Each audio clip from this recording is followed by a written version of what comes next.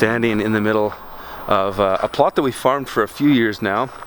And if you guys were watching the vlogs early in the spring, you might remember that we had caterpillar tunnels here with overwintered crops, and we did have some spring production coming here. And actually in one of those videos I mentioned that they were trying to sell this house, and so they didn't list it then, so they're gonna list it shortly.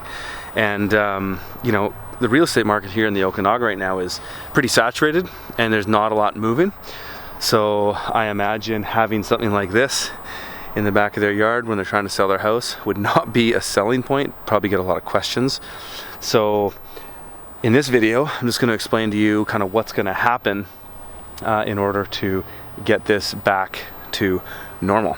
All right, so we were farming on this plot for 3 years. This was a high rotation plot, so that means there was a series of 30-inch beds. There was 11 30-inch beds in the main section, and then there was 4, so those are 11 50-foot beds, and then we had 4 kind of 30-foot beds over there. And it's a high rotation plot, and so for the most part our urban farm, that's all we grow now. But when I wrote my book, you know, I talked about high rotation and birotation and sort of categorize land in that regard based on, you know, economics. So in a high rotation area, a 50-foot bed can generate $1,600 in a growing season, and the whole idea there is that you get 4 crops in it, so you have 4 different rotations. And you know, turning a plot like this over isn't really cheap. You know, we got to come in, we have to install irrigation, put down landscape fabrics like this, form the beds, bring in a ton of compost, because we're often dealing with very, very crappy soils. You know, we're never dealing with contaminated soils, but we're dealing with just marginal kind of clay, sandy soil, whatever, nothing great.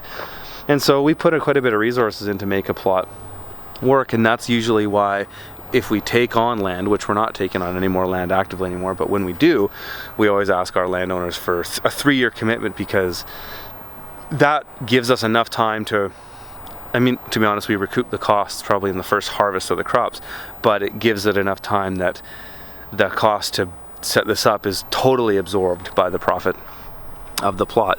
But you know, this plot would have made a lot of money in the years. So, you know, let's just call it 12 beds, not including those awkward ones. Let's just say there was 11 51s. Let's just consolidate those to another one. Say we've got 12. You know, 12 beds at 1,600 is, what is that?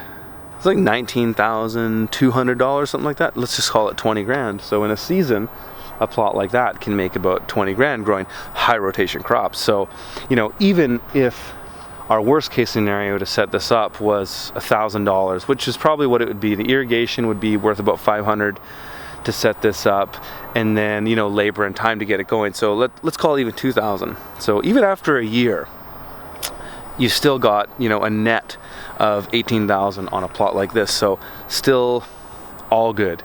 And you know, we've certainly made money on the plot, and it's a shame that it's going to go back to grass, but hey, that's life. That's the way it goes. This is my 9th year of farming, and in that time I've turned over many pieces of land, like well over 20. If you count my consulting and things that I've done on the trips I've done around the world, then it's, you know, 5 times more than that probably. But I've seen a lot of land come and go, and I've seen a lot of different circumstances. And so some people will look at this and go, oh, what a shame that, you know, here's this organic farm that's just going to go back to lawn. Yeah, I guess you can look at it that way, but I look at it in a positive way, as like, we learned a lot of experience here. We learned a lot of, there's a lot of lessons learned here. And so I never really look at these things in a bad way, because there's always some sort of capital you can pull out, and it's sort of a knowledge and experience capital that was gained by farming this site. And of course, it's not the greatest scenario that's gonna go back to lawn, but hey, that's life. That's how it goes. So I'm looking around here, and we got the perimeters. You know, most of the perimeter is landscape fabric. This was sort of these old trees and raspberry bushes. They didn't landscape fabric those. Some raspberries. I'm looking at this and thinking that this is going to be about probably 6 hours of work for Mark to clean up. He's got to come in here, pull out all of these landscape fabrics, he's gonna do something with that compost. He's gotta pull the tarps out. So basically the first thing he's gonna do is kind of pull out all this stuff. Then he'll come and rototill it and he'll rip it basically. And he'll just till it all and level it. And then they'll come in and just reseed grass into it. So that's relatively easy, but I think he can get it done in 6 hours. So I'm on my way to Sweden, so next time you guys see me in a video, it'll be in Sweden. So I'll be probably hanging out with Richard Perkins on his farm. But yeah, that's what happens with one of our plots when we leave it.